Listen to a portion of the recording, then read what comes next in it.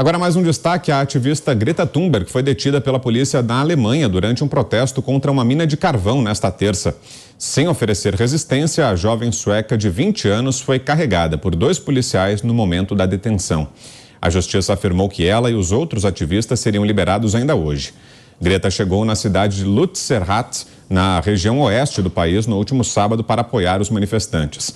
No mesmo dia, um protesto reuniu mais de 15 mil pessoas e terminou em confronto com a polícia, com uma dezena de feridos. O governo alemão quer expandir a mina a céu aberto, considerada uma das maiores da Europa. Segundo as autoridades, as obras são necessárias para garantir a segurança energética do país após a interrupção do fornecimento de gás russo.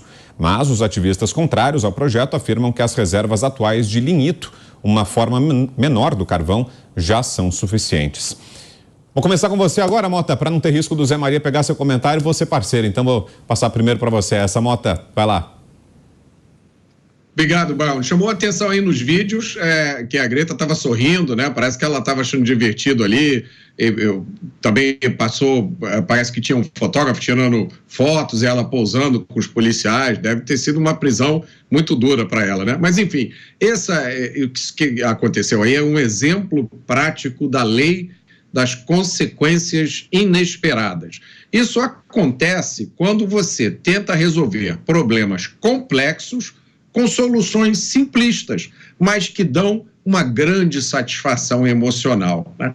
Isso acontece com muita frequência entre os ativistas ambientais. Eles veem um problema super complexo, eles vêm com uma solução totalmente simplista, mas aquilo dá uma alegria, uma satisfação, né? Então, acontecem as consequências inesperadas. Outro dia, eu vi uma notícia muito curiosa.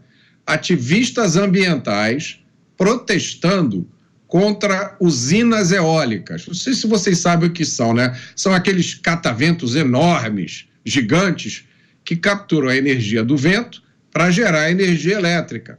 E os ativistas ambientais, eles são a favor da energia eólica, porque é uma energia renovável. Mas por que eles estavam protestando contra os cataventos gigantes? Porque as pás que se movem numa velocidade que parece baixa, mas é alta, estavam causando a morte de uma enorme quantidade de pássaros.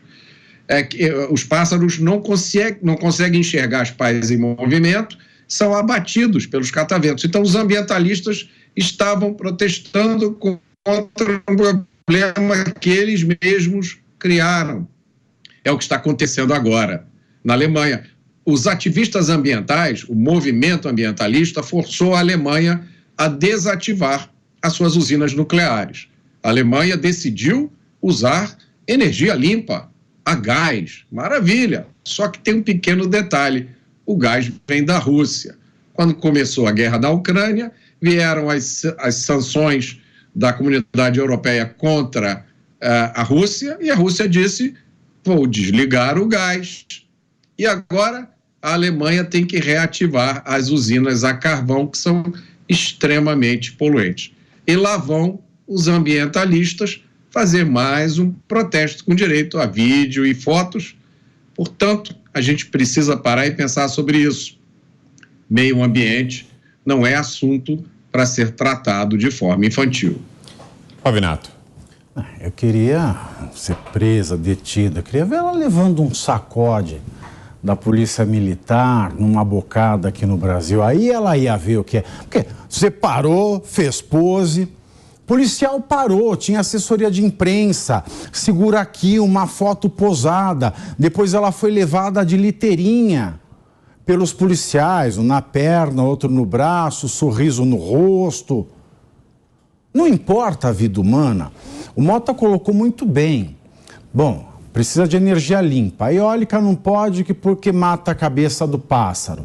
Agora, a Ucrânia está em guerra com a Rússia, está havendo uma crise de abastecimento, as pessoas morrem de frio.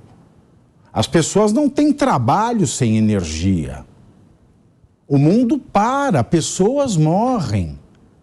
Agora, parece que a vida da cabeça da pomba é muito mais importante que a vida de uma criança recém-nascida que precisa de uma casa aquecida, um de hospital que precisa funcionar para manter as crianças, os idosos e os doentes ali com vida. parece que é mais importante preservar um conjunto de casas num vilarejo antigo do que preservar o valor da vida humana, que precisa, sim, de energia para trabalhar, para sobreviver, para se aquecer, para se tratar, para se relacionar. Ora, os direitos fundamentais universais que existem neste mundo de meu Deus, eles são da pessoa humana. Não é da pomba, não é da andorinha, não é do meio ambiente. Nós falamos em direito ambiental não porque o meio ambiente tenha direito a algo ou seja titular de alguma coisa, mas porque nós pensamos no bem-estar no futuro em um ambiente saudável para a vida humana. São as pessoas humanas os titulares de direitos fundamentais. Então, esse jogo de palavras, essa forma de aplausos enlouquecidos de uma militância progressista, vendo uma menina como quem vê um menino Jesus vindo para salvar o ecossistema, chega às beiras do absurdo. O que nós vimos ali na Alemanha hoje não foi nada demais. Eles foram manifestar esperando terem sido retirados e foram gentilmente retiradas pela autoridade policial alemã daquele local. Agora, o que nós não podemos aceitar com passividade e nem aplaudir é esse tipo de militância que prega a vida de pombas e de pastos sobre a real e imediata necessidade da sobrevivência humana, que é uma realidade pública, notória e incontestável por conta do conflito Ucrânia e Rússia. Ou a Greta teria uma causa muito mais nobre se ela fosse protestar contra o Putin na Rússia, acho que não vai, e nem contra o governo chinês de Xi Jinping, que é o país que mais desmata no mundo. Zé. Olha, o debate sobre o meio ambiente já ultrapassou essa fase infantil e está muito mais maduro e profissional. O Mota tem toda a razão, não é mais lugar para criança. Eu até admito que existe a possibilidade e a exigência de manifestantes assim para chamar a atenção sobre um assunto ou outro. Mas quando se trata de um debate formal, ele está falando da energia eólica, né? Eólica, então a gente vê que o debate se profissionalizou.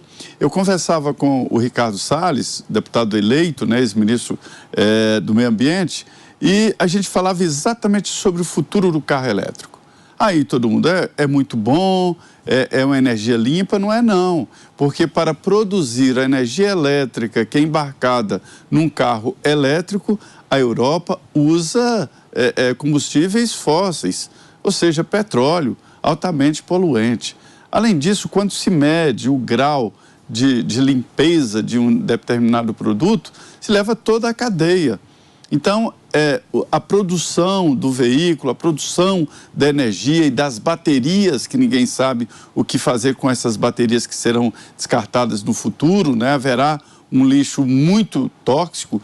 Então, a gente vê que o nosso carro, o nosso projeto pro álcool é muito melhor, muito mais limpo e tem muito mais futuro do que o carro elétrico.